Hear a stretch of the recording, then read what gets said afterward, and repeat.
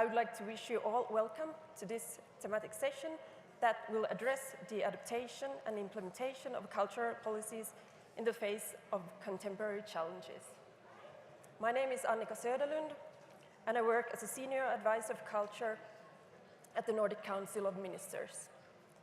The Nordic Council of Ministers is the official intergovernmental body for cooperation in the Nordic region and includes all the Nordic countries: Denmark, Finland, Iceland, Norway, Sweden, the Faroe Islands, Greenland, and the Åland Islands.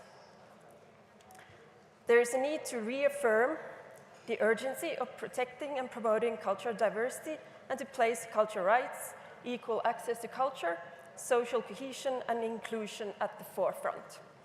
The culture sector has been severely impacted by the COVID-19 pandemic. This is evident in countries all over the world. In the Nordic context, we have been following the development closely by gathering knowledge and providing regional platform for political dialogue and exchange.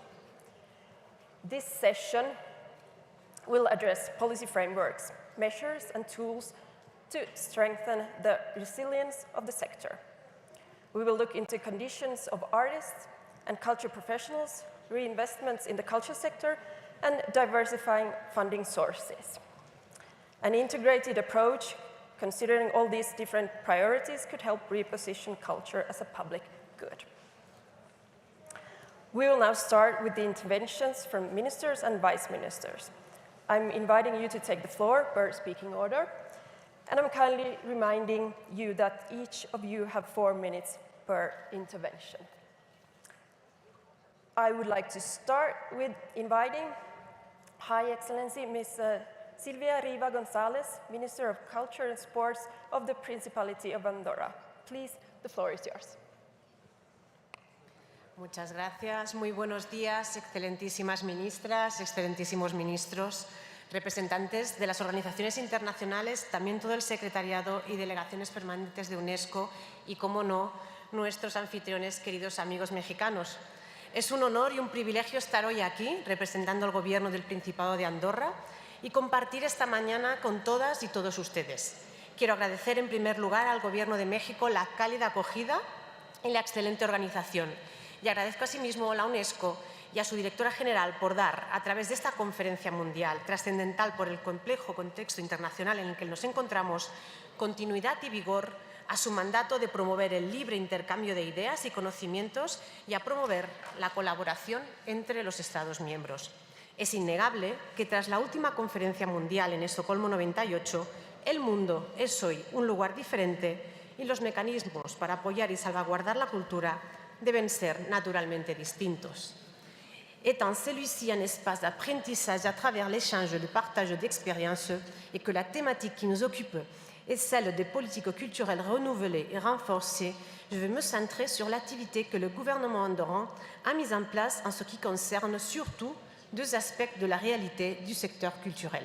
D'un côté, nous adaptons et créons des politiques pour bâtir un secteur culturel plus résilient, plus professionnel et plus vigoureux, et ceci tenant compte non seulement de la nature intrinsèquement intermittente du secteur, mais aussi en intégrant le besoin qu'il soit plus robuste aux chocs externes dont la nécessité et l'urgence nous ont été confirmées avec la pandémie de Covid-19.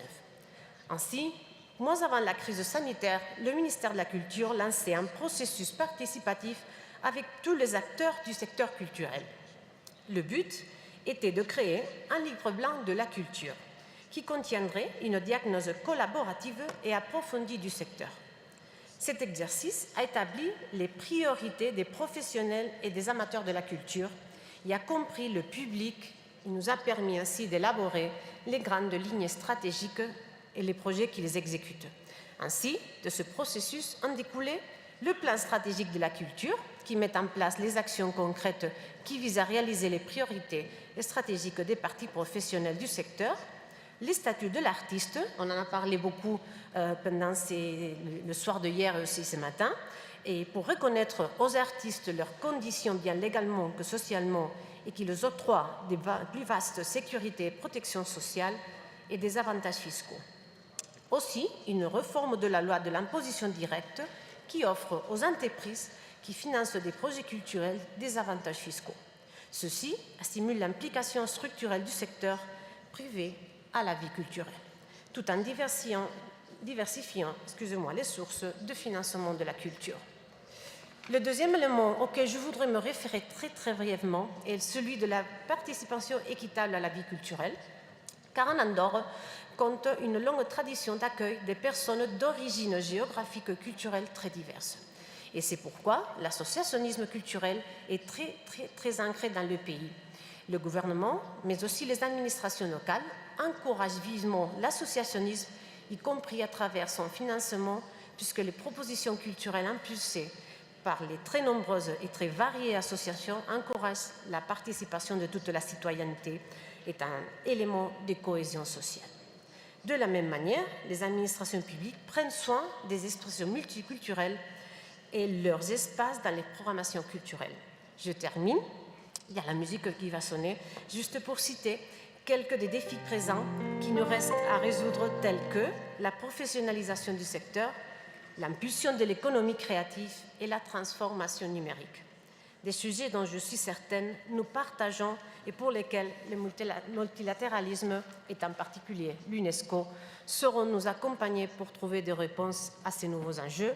Je me permets de finir, me permito acabar con evocar nuestro lema. En Andorra decimos que la unión hace la fuerza y en definitiva podríamos decir que estamos todos aquí unidos para luchar y para seguir manteniendo viva la unión de esfuerzos a favor de la cultura. Muchas gracias a todas y a todos. Thank you, Minister of Culture and Sports of the Principality of Andorra. And then I would like to invite High Excellency Ms. Sabina Orellana Cruz, Minister of Culture, Decolonization and Depatriarchalization of Bolivia. Please, the floor is yours. Gracias. Muchas gracias. Permítanme hablar primero en mi idioma. Imenaya kachanguicho jujatu napaiku y tukuipaj, asuanjatu napaiku y cacho en Bolivia siupaj. Quiero saludar a mi país. Con el permiso de mi país también quiero dirigirme a este evento que es muy importante, agradeciendo a México y a su gobierno y a UNESCO. Quiero iniciar mi intervención explicando que el Estado plurinacional de Bolivia es el producto de las luchas del pueblo boliviano. Es una forma de Estado que reconoce y constitucionaliza la pluralidad de formas de organización de nuestros pueblos y sus territorios, construyendo la interculturalidad, el respeto y la complementariedad de saberes para la búsqueda del vivir bien. Planteamos el vivir bien como una forma de vida, de respeto y complementariedad entre los pueblos de estos con la madre tierra. Creemos que es la única forma de paliar el desastre al que nos lleva el actual modelo de desarrollo. Esta es nuestra opción por la cultura de la vida. En ese marco, el Estado Plurinacional de Bolivia propone a esta magna conferencia 5 puntos. La política cultural no debe ser absoluta y única, sino diversa y operable. La política cultural debe ser inclusiva, tomando en cuenta la historia, memoria y lucha de los pueblos, apostando la construcción de una cultura de la vida, es decir, reconociendo nuestro pasado para perfilar sobre esa experiencia un futuro que nos permita convivir entre todas las culturas sin ninguna jerarquización y el ejercicio de los derechos humanos, para garantizar el crecimiento económico hacia el desarrollo social cultural de los pueblos en armonía con la madre tierra. 2. Promover la multiculturalidad para avanzar en las políticas culturales. Desarrollar acciones conjuntas desde las instancias multilaterales por la necesidad de reconocer nuestra memoria histórica, incorporando una política cultural que nos permita establecer la investigación rigurosa de las culturas, las artes y los problemas del desarrollo, desde alternativas democráticas, participativas, económicas y socialmente inclusivas, enmarcadas en el respeto a la madre tierra en la búsqueda del vivir bien. 3. Fortalecer el patrimonio cultural. Convocamos a todos los países hermanos a trabajar en la mitigación del cambio climático, el desarrollo de mecanismos que aporten a la protección y conservación del patrimonio cultural que la modernidad capitalista está poniendo en riesgo. Hace 40 años en este mismo escenario se consideró la importancia de proteger, revalorizar las tradiciones, expresiones culturales que muestren la historia y formas de vida de los pueblos. Sin embargo, la excesiva comercialización y la apropiación indebida de los mismos está generando tensiones entre países hermanos. Por este consideramos debe existir una revisión exhaustiva de las convicciones y los lineamientos al respecto sin desconocer y respetando el origen de los mismos. Cuarto, fomento a las industrias culturales. En estas últimas décadas, las industrias culturales se están convirtiendo en un sector estratégico para el desarrollo productivo y económico que promueve empleo a partir de la capacidad de imaginar, crear, innovar, además de la circulación de la información de los conocimientos, recuperando el ajayo, en español, el alma o el espíritu, los valores y saberes, el desarrollo de las artes que deben ser promovidas con un profundo sentido descolonizador y despatriarcalizador. Es fundamental reencontrarnos para dialogar, compartir, valorizar lo que tenemos, lo que podemos crear, vivir en solidaridad y armonía con la Madre Tierra para vivir bien. Quinto, construir de la cultura de la vida. Proponemos a esta magna conferencia trabajar desde una visión de la multilateralidad, desde la diplomacia de los pueblos en construcción de la cultura de la vida, con la dignidad, complementariedad, solidaridad, armonía entre los pueblos, incorporando los enfoques de descolonización y despatriarcalización como elementos sustantivos de las políticas culturales que superan las relaciones de dominación cultural que han generado violencia, inequidad entre personas y destrucción de la madre tierra. Hagamos mayores esfuerzos para tener las guitarras, violines, artistas que canten a la vida, que las metralletas y armas que destruyen nuestras esperanzas de nuestros pueblos. Sugerimos que esta conferencia respalde la propuesta de declarar el diseño de la despatriarcalización que nos permitirá tejer solidariamente la cultura de la vida para tener un mundo más humano, más equitativo, con una justicia social. Para terminar, queremos invitarles a todos y a todas quienes quieren ser partícipes de nuestro Cumbre Nacional del Patrimonio Cultural Boliviano, que se realizará el 10 y 11 de noviembre en mi país. Muchas gracias por escucharme a nombre de mi país, Bolivia.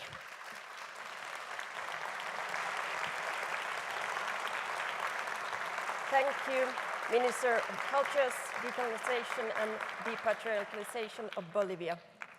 And now I would like to invite High Excellence Ms. Nina Obuljen-Korchnek, Minister of Culture and Media of Croatia. Please, the floor is yours. Thank you very much. Your Excellencies, ladies and gentlemen, I would also like to start by expressing gratitude to the Mexican government and UNESCO for hosting the conference and for a great coordination, but also for the exhaustive process of consultation ahead of this conference. I had the honor to chair the European consultation, the Group 1 and 2, and I'm glad to see that much of the proposals that we have discussed regionally have found its way in the declaration. I guess the point or the question for all of us here is what we have achieved and what we want to see ahead of this Mondiacult conference. So when reflecting about the achievements, I think I share the opinion of many of you that many concepts that were launched in Mexico 40 years ago, in Stockholm 24 years ago, that were part of our discussion during Culture and Development Decade or emerged from our Creative Diversity Report have become widely accepted and found its way in the mainstream of culture policy making. And here I think in particular on the link between culture and development, promotion of cultural diversity, improvement of the status of artists, to mention just a few. However, while we can proudly say that the implementation of various instruments have given results, with the time there are new challenges ahead of us. Pandemic, one of the greatest challenges that we have seen so far for cultural sector, but also climate change, economic crisis that often results with budgetary cuts for culture, wider gap between culture and creative industries, or the more commercial segment of arts and those that need massive public intervention, etc. So as a contribution of Croatia to our discussion, I would like to highlight a few points that I think will be guiding our culture policies ahead and after this conference. First, the status of the artist, the need to put always artists and creators in the center of culture policy. They are those with whom everything starts. Access to culture, which we see as a human right, with changing habits and influx of digitally distributed contents, a trend that accelerated with the pandemic. We constantly need to adapt our policies in order to ensure audience development and assist both our citizens to have access to quality and diverse content. Of course, protection and promotion of cultural diversity, finding synergies between culture and other sectors, education, development, economic and others, and of course, make our culture more resilient to crisis. This brings me to the final 2 points of my intervention.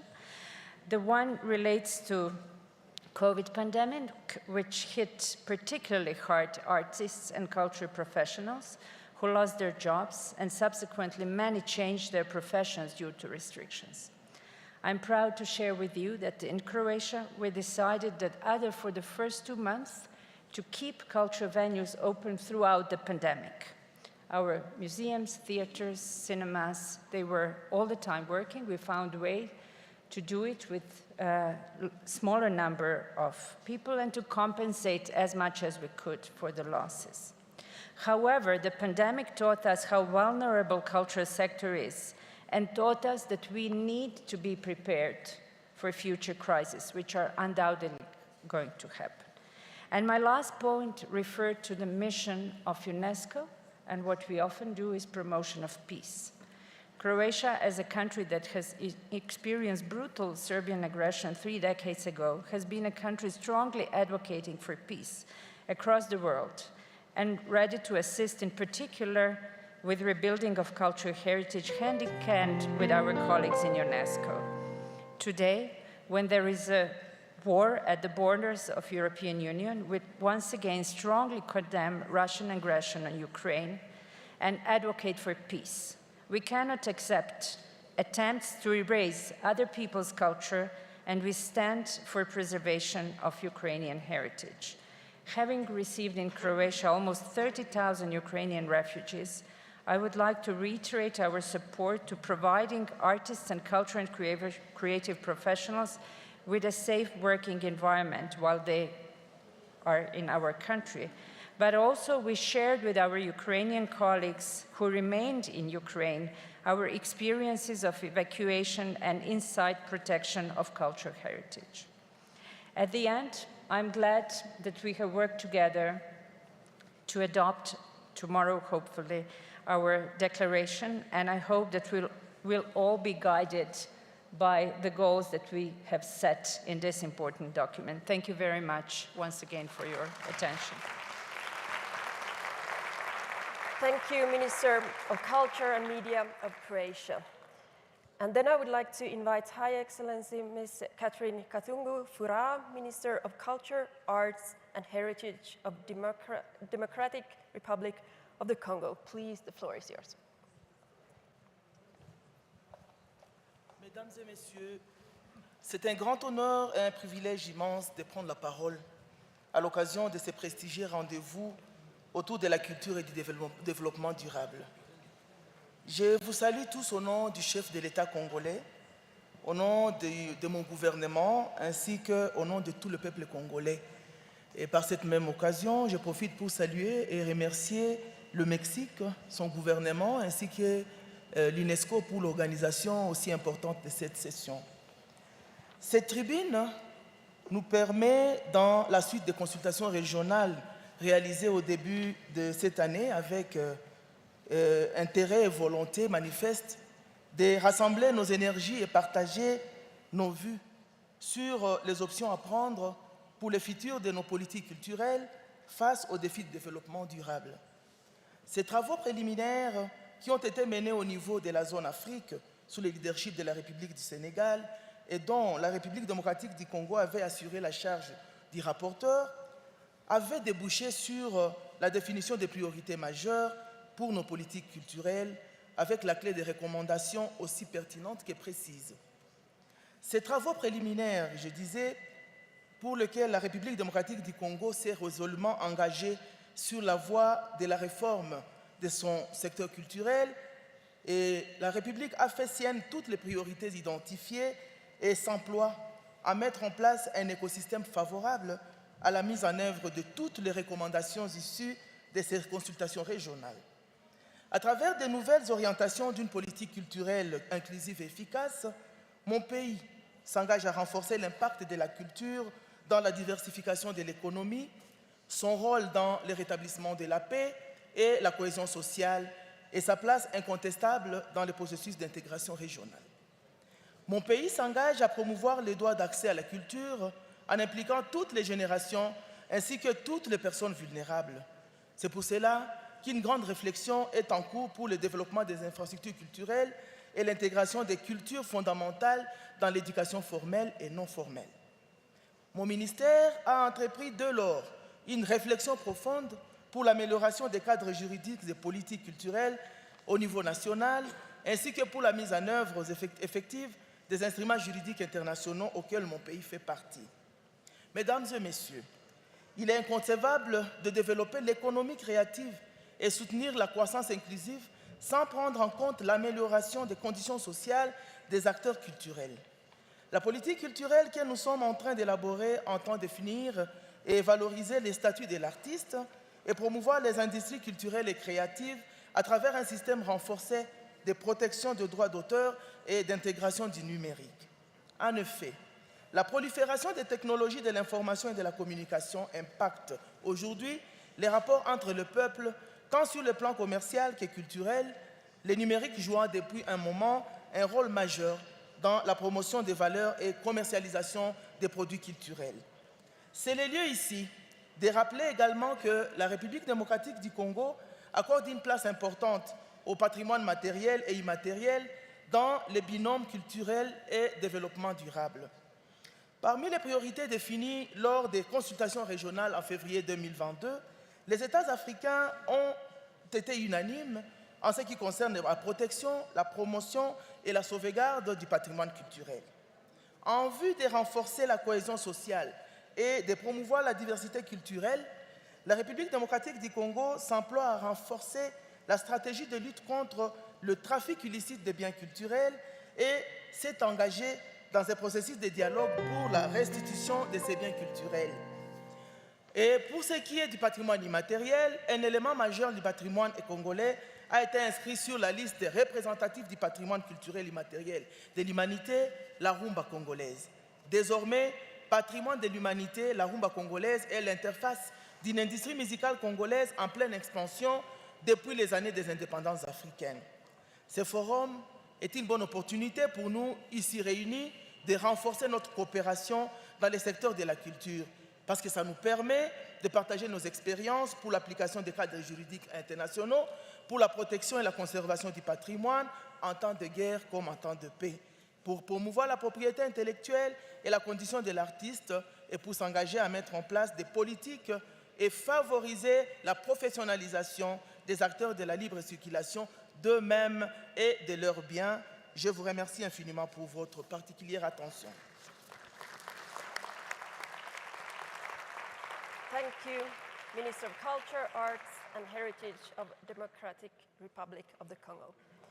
And then I would like to invite High Excellency Ms. Milagros Consuelo Hermano Lala, Minister of Culture of Dominican Republic. Please, the floor is yours. Muy buenos días. Hablar rápido para que no nos toquen la cancioncita. Muy buenos días, compañeros, ministros de Cultura, participantes. Llegar hasta aquí a intentar un poco defender la cultura parecería, y sus beneficios y su valor, parecería un acto redundante. Sin embargo, en estos tiempos de tantos desafíos, no lo es. Estar aquí frente a todos ustedes es una gran conquista, un inmenso logro después de tanto desafío que ha vivido la humanidad. Y en medio de tanta barbarie, no es menos cierto que como comunidad sentar las bases sobre las que descansará el futuro de la cultura como derecho y como bien común es un deber. Que todavía en el mundo podamos voltear la mirada hacia la cultura e intentar unir todas estas voluntades que aquí se conjugan, demuestra no solo que la cultura de verdad salva a los pueblos y los une, sino que la humanidad, ciertamente a la humanidad le debemos siempre una segunda mirada. Esta conferencia confirma nuestro compromiso. Dicen que uno vuelve siempre a los mismos lugares donde amó la vida, y eso me sucede a mí aquí en México, porque fue aquí donde descubrí hace muchos años, siendo estudiante de arquitectura, el valor de la cultura cuando sirve para difundir la patria. Por mi raza hablará el espíritu, reza el lema inscrito en el escudo de la Universidad Nacional Mexicana de la UNAM. Y eso me llevé yo de aquí hace muchísimos años, la grandeza del espíritu mexicano para siempre. La cultura y su necesaria protección a través de políticas públicas eficientes, sostenibles y duraderas nos convoca a este encuentro. Políticas públicas que garanticen la extensión de los beneficios a toda la población sin discriminación, que provoquen la exaltación de la diversidad cultural para la confirmación de la identidad, la libertad de creación y de expresión, la preservación del patrimonio material e inmaterial, y que fomenten y apoyen la sublime y compleja creación artística, abrazando sus múltiples formatos. Hoy, 40 años después de la primera edición de Mondiacult, nuestra región es protagonista en la discusión sobre derechos culturales, la cultura como elemento para construcción de ciudadanía y la economía creativa como un elemento fundamental en la creación de empleo de calidad. Empleo de calidad que incluya las poblaciones marginadas, las poblaciones vulnerables de nuestras sociedades. Durante la pandemia, ese tiempo en el cual vivimos la incertidumbre, el miedo y el horror del encierro, fue la cultura la ventana que nos permitió respirar y sobrevivir a la terrible situación de la falta de movilidad. Llevados de las manos por las nuevas tecnologías de la información y las redes sociales que nos unieron en la distancia, aprendimos nuevas formas del querer y eso garantizó nuestra humanidad. La cultura es parte esencial para el desarrollo y el bienestar en este nuevo mundo post-pandemia y en este nuevo mundo en el que buscamos la paz.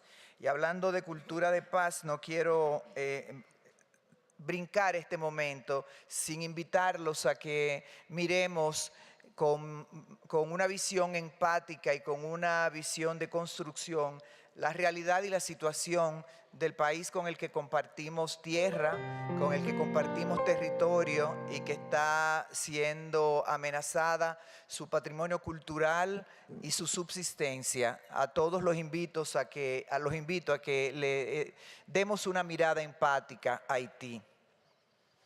El Ministerio de Cultura de República Dominicana, en estos 22 años de formación y posteriormente con la inclusión de los derechos culturales como parte de nuestra Constitución, ha tenido un crecimiento constante. Nuestros ejes centrales son la investigación, la formación y la difusión de las artes y la cultura. Y tenemos grandes retos en todas estas agendas. Dentro de nuestro programa de formación, nuestras escuelas, tenemos la Escuela Nacional de Bellas Artes, queremos formalizar y titular a nuestros estudiantes del circuito de formación artística para lograr ingresar a un estadio posterior, que es la conformación de la Universidad de las Artes, la Cultura y el Patrimonio en la República Dominicana. Tal es la calidad de los estudiantes de nuestras escuelas de Bellas Artes que nuestro país está al borde de firmar un convenio con grandes instituciones académicas del mundo, nuestro Conservatorio Nacional de Música, cuyos egresados y su excelente calidad han posibilitado la firma de un acuerdo de cooperación con el Instituto Internacional de Berkeley. Trabajamos en la creación de más plazas de difusión. La pandemia nos dejó una infraestructura muy debilitada y trabajamos arduamente para recuperarla. A nuestro regreso estaremos actualizando el diagnóstico participativo sobre el sector cultural, que no solo nos orientará sobre la situación actual del sector, sino que también será un gran estímulo para la participación de los ciudadanos en la toma de las decisiones. Agradecemos a UNESCO esta nueva convocatoria al diálogo político mundial sobre cultura para fomentar la cooperación y las acciones multilaterales. Nos llevamos de este evento como ganancia por conversaciones con algunos de ustedes la necesidad y la importancia de una política de diplomacia cultural como parte de las acciones que garanticen el intercambio entre nuestros pueblos. Dice un dicho africano: si quieres llegar pronto, camina solo. Si quieres llegar lejos, camina en compañía. Para llegar lejos, estamos hoy aquí. Muchas gracias. Thank you so much, Minister of Culture of Dominican Republic. And then I would like to invite High Excellency Mr. Avinash Tiluk, Minister of Arts and Cultural Heritage of Mauritius. Please, the floor is yours. Thank you. Thank you so much.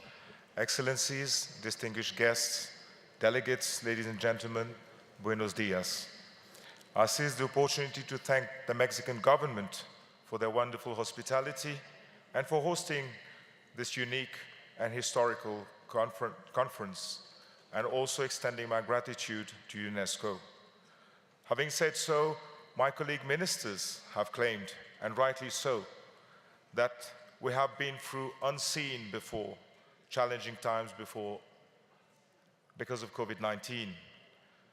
We are now, although almost back to normal, there are certain issues to be addressed. And this raises the question, what is the role and status of culture in the socio-economic development of the country? Should we today consider quantifying and qualifying the role of culture in the growth and progress of our respective countries? The model we have been operating includes the existing UNESCO conventions coupled with the national legislations. This remains very pertinent in this modern society, but we are still being faced with new challenges that urge us to review, reinvent, readapt our cultural policies. And not only because of COVID-19, but also because of the dynamics of the industry, which challenges us to adapt to evolving technologies, especially in the way we produce, deliver, and consume cultural products. Mauritius, as a small island developing state, has not been left untouched by this phenomenon. We have had to adapt our policies to the needs of the moment. Thus, a plethora of measures were executed to maintain the resilience of the cultural industry. While Mauritius has reinforced its cultural policies and has established various measures to encourage artistic creativity, it is important that we think in terms of the longer run for sustainable creative industry and the cultural sector. Accordingly, over and above various measures introduced, the government of Mauritius has set up in this financial year a National Resilience Fund for the support of the livelihood of Mauritian artists. This fund will enable us to further readapt the existing schemes and cater for emerging artistic forms, mainly brought by new technologies such as NFTs, metaverse, and so on. And as regards our creative sector, for a tangible and sustainable support, the implementation of the Status of the Artist Act is crucial. This is why Mauritius is benchmarking the best practices in this area and introducing the Status of the Artist Bill in Parliament very shortly. Ladies and gentlemen, each of our countries has a unique and yet very rich culture. At the same time, for small island developing states, the technical know-how and expertise is lacking and has to be consolidated. So far, the tremendous support of UNESCO has helped in properly implementing our large-scale projects. However, today we are challenged by trade-off between development and culture, and I personally believe they should be mutually beneficial. And we are also making an appeal that Article 16 of the 2005 Convention, that is preferential treatment for developing countries, be made more active in its implementation, especially for small island developing states, given our specificities. We have our own constraints and limitations. Despite our best intentions to align ourselves with international cultural policies, it remains difficult for us to put in practice the above, taking into account our limited resources. Therefore, a special consideration by UNESCO to SIDS in terms of Article 16 is warranted, and as such, we would request UNESCO to consider setting up a special forum for monitoring of this article in the spirit of fair culture. Ladies and gentlemen, it is high time that we consolidate our mutual cooperation, share our best practices and expertise for the benefit of interest and culture. Muchas gracias. Thank you, Minister of Arts and Cultural Heritage of Mauritius. And then I would like to invite His High Excellency, Mr. Pedro Adão e Silva, Minister of Culture, Portugal. He will give his intervention through a pre-recorded video.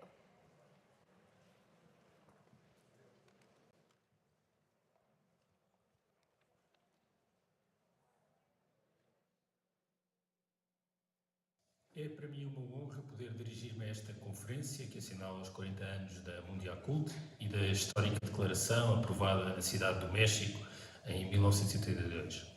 Nestas 4 décadas percorreu-se um importante caminho. Ninguém hoje questiona seriamente que a cultura é ao mesmo tempo um elemento central da cidadania e um setor económico decisivo. A cultura é parte do sentido de pertença, de participação no país e é também indústria em que trabalham largos milhares de pessoas. Em Portugal avançámos muito em 40 anos na compreensão do papel da cultura como elemento-chave de uma política também de desenvolvimento sustentável. A cultura é, aliás, também um elemento nuclear da nossa vida em comum, é para todos e pertence a todos. É um dos setores mais vitais das nossas sociedades, justamente na medida em que está aberta e sensível à diversidade, às influências de fora, tanto quanto à pluralidade cá dentro. A política que definimos para a cultura está organizada em torno de 3 grandes princípios. É preciso, em primeiro lugar, institucionalizar o setor, dando a este campo das políticas públicas a previsibilidade que ele historicamente não teve. É também preciso modernizar, aproveitando as novas tecnologias, mas também fazendo face às profundas mudanças que nesta última década têm vindo a ocorrer na forma de aceder aos bens culturais. E, finalmente, é preciso democratizar, garantir o acesso e a participação de todas as camadas da população na cultura. Esta é, aliás, uma preocupação que está na matriz genética daquilo que é a nossa democracia, inscrita na Constituição Portuguesa, que nasceu da Revolução Democrática de 1974 e aproximamos do meio século da democracia em Portugal. Falamos em institucionalizar porque a cultura precisa de previsibilidade. As políticas de cultura, para produzirem efeitos, precisam de continuidade, de tempo, e de pouco serve ao Governo estabelecer uma relação de confiança com os que trabalham nesta área, sem que haja essa previsibilidade. Os trabalhadores da cultura precisam de saber com o que é que podem contar. E é também importante que possam dispor de uma segurança básica de rendimento num setor que, como sabem, é excepcionalmente marcado pela intermitência, pela sazonalidade e pela precariedade. A cultura tem de ser também um campo aberto à mudança, à criatividade, um espaço que permita a transgressão, a ruptura e, em parte, a antecipação do futuro. E é por isso que é preciso apostar na inovação ao mesmo tempo que se preserva aquilo que é o nosso património histórico. Aliás, a cultura permite qualificar a nossa oferta turística e diferenciá-la de outros países. Mas democratizar é talvez o mais importante dos três princípios que enunciei, porque a vitalidade cultural do país só ganha sentido se a cultura puder chegar a todas as pessoas. Sabemos todos que a desigualdade no acesso à cultura está estreitamente correlacionada com a escolaridade e também reflete o peso desigual das tarefas domésticas, bem como o desgaste tanto físico quanto mental. E não nos podemos esquecer que ainda estamos a recuperar de uma pandemia que teve um impacto fortemente negativo na cultura. Mas alargar o acesso à cultura tem em si mesmo um efeito criativo. Aqueles que têm consumos culturais mais amplos e mais diversificados são também os que se envolvem mais na criação cultural junto das suas comunidades. Mas as políticas que definimos para a cultura não são nem podem ser o mero resultado de uma vontade política determinada a partir de cima. O Estado facilita a criação e ajuda a estruturar o campo, mas é igualmente importante criar relações entre as muitas coisas novas que a própria sociedade civil está a fazer pelo país todos os dias. Nunca estamos a construir no deserto, mas o que se trata é de aproveitar uma força que está disponível. Temos por isso de integrar, potenciar e dar sustentabilidade ao que já existe, mas temos também de institucionalizar, modernizar e democratizar o setor. Muito obrigado e bons trabalhos. Thank you so much, Minister of Culture, Portugal. And then I would like to invite High Excellency, Mr. Chung Byung-keuk, Vice Minister of Culture, Sports and Tourism of Republic of Korea. Please, the floor is yours. Honorable delegates of the Minister of Culture from member states and international organizations. Good morning. My name is Chun Byung-keuk, First Vice Minister of Culture of the Republic of Korea. It's a great honor to attend this meeting. 40 years ago, at the first UNESCO Forum of Ministers of Culture held in Mexico, we defined what culture is and confirmed the fact that there is many hierarchy between cultures. And today, we have gathered here again in Mexico. And the purpose of this meeting is to bring together the member states to share wisdom during many changes in the technology surrounding cultural and artistic landscapes, including artificial intelligence and the metaverse. To this end, the Korean government will suggest 3 major areas as our challenges regarding the convergence of technology and art in the area of digital transformation, which are aligned with the UNESCO's recommendation on the ethics of AI. First, technology should be put to use in a way that will improve access by users.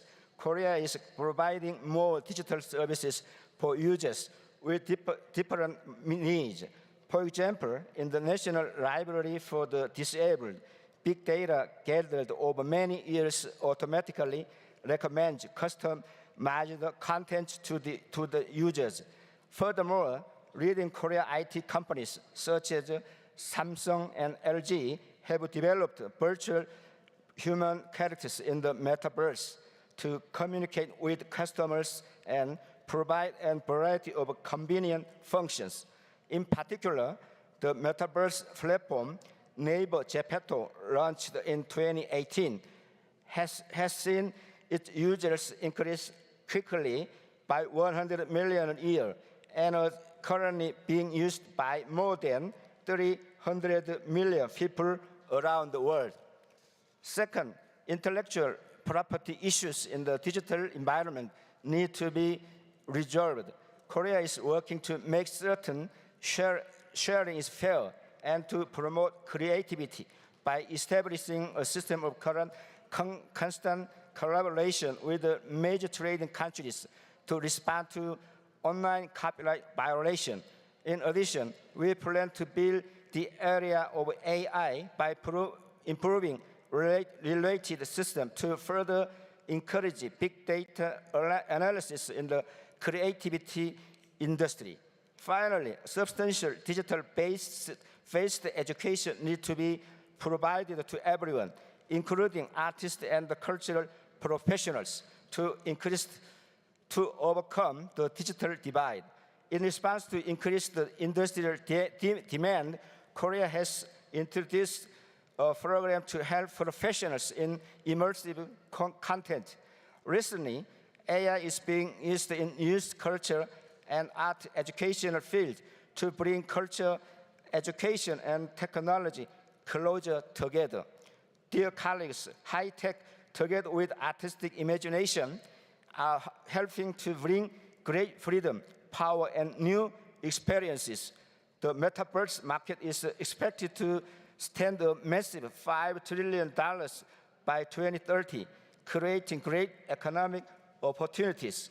Korea will support cutting-edge driven creation to further opportunities over the times. It is my sincere hope that this meeting will serve as a chance to share insight with the Minister of Culture of State and UNESCO. Finally, I would like to express my sincere gratitude to the Mexican government and UNESCO officials for hosting this forum. Thank you. Thank you, Vice Minister of Culture, Sports and Tourism of the Republic of Korea. And thank you so much, each and every one of you, for your interventions. After this, we will continue with the intervention from the observers.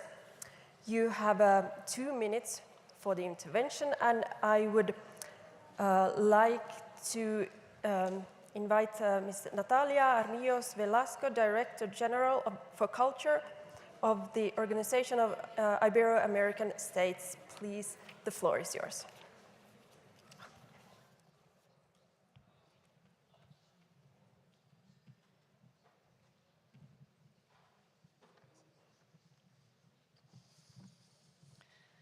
Muy buenos días con todas, con todos.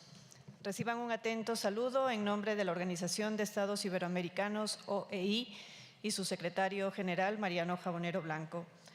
Mondiacult 2022 se nutre de 40 años de experiencias, reflexiones y nuevas aportaciones desde los distintos ámbitos, entre ellos el internacional, liderado por la UNESCO, al cual nos unimos. La particularidad del sector cultural y creativo trae consigo una serie de desafíos para quienes están al frente del diseño e implementación de políticas públicas que se refieren principalmente a los objetivos de las estrategias de intervención del Estado y a la justificación del gasto público en cultura para el impulso del sector. Por cierto, ¿deberíamos seguir hablando de gasto público o de inversión? Más aún cuando hablamos de que la cultura es un pilar fundamental para el desarrollo sostenible de nuestros países. Destaco algunas ideas para impulsar las políticas públicas renovadas y reforzadas que necesitamos para el crecimiento y sostenibilidad del sector creativo.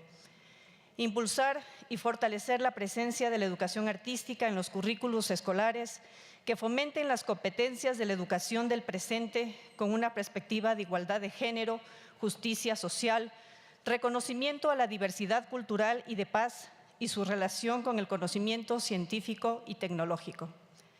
Promover la formación de competencias de los y las creadoras, artistas y trabajadores de la cultura vinculados a los nuevos lenguajes y narrativas digitales, así como también de la inteligencia artificial. Es necesario incorporar en los perfiles de egreso de los y las artistas los ejes de educación, mediación y gestión cultural. Regulación del mercado laboral, impulsando legislaciones que aseguren mejores condiciones para los y las trabajadoras de la cultura orientadas a la seguridad social y protección social. Impulsar programas interministeriales para el fomento de la economía creativa. Generar un marco internacional más homogéneo en materia de derecho de autor o propiedad intelectual.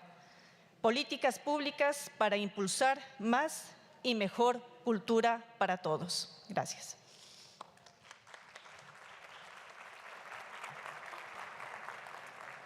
Thank you so much for your intervention.